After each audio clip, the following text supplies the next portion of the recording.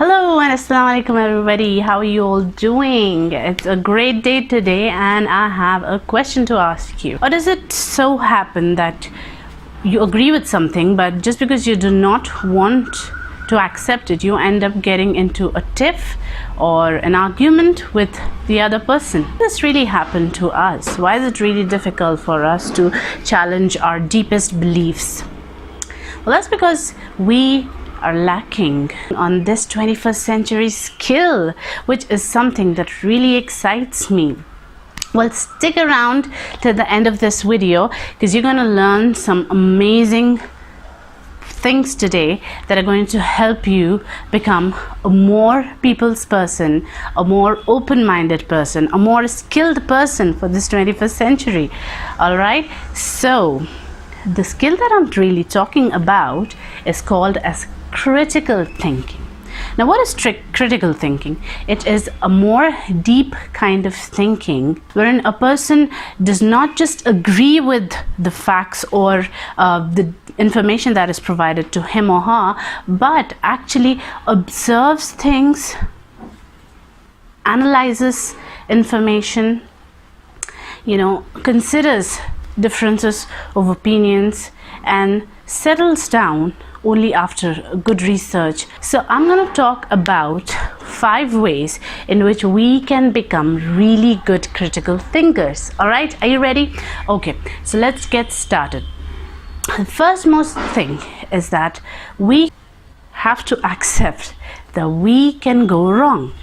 Okay, we humans have this very big bias called the confirmation bias, wherein we think that what beliefs we have lived with all our lives are the truest. We need to get over this bias that we have in our mind, which actually works on more of an unconscious level that stops us from accepting information that challenges our pre-existing beliefs.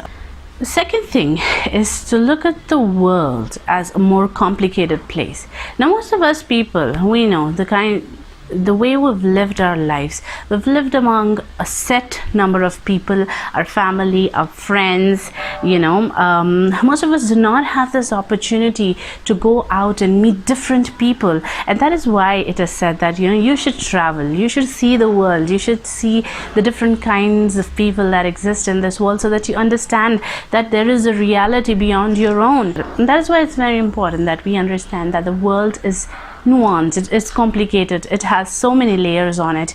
We are into this bad habit of generalizing a community, a group of people. Try to be that critical thinker who goes beyond what's evident. That we are different people, we have different ways of thinking, we have different beliefs, different faiths, we have different way of dressing, we have a different way of walking. Everything is different about us, and if we are not accepting of this, then we're making a big mistake.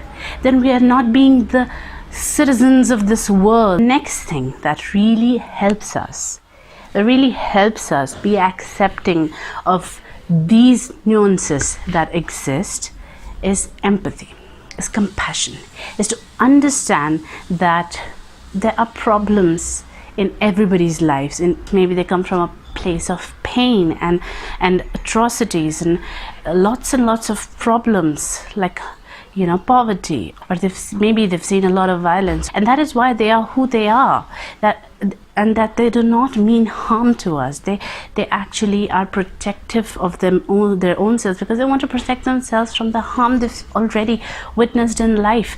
And that is how we become more empathetic towards people, when we accept that every person has issues in life. Fourth point is to fight superiority complex.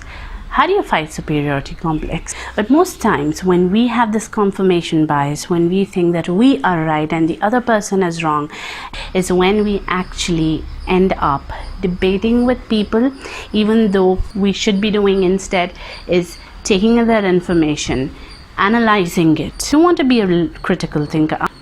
Listen to understand and not to respond. Okay, so once you get into the habit of listening to understand, you take your time, because some facts and some information that is being thrown at you might not be something you would have heard of in your entire life.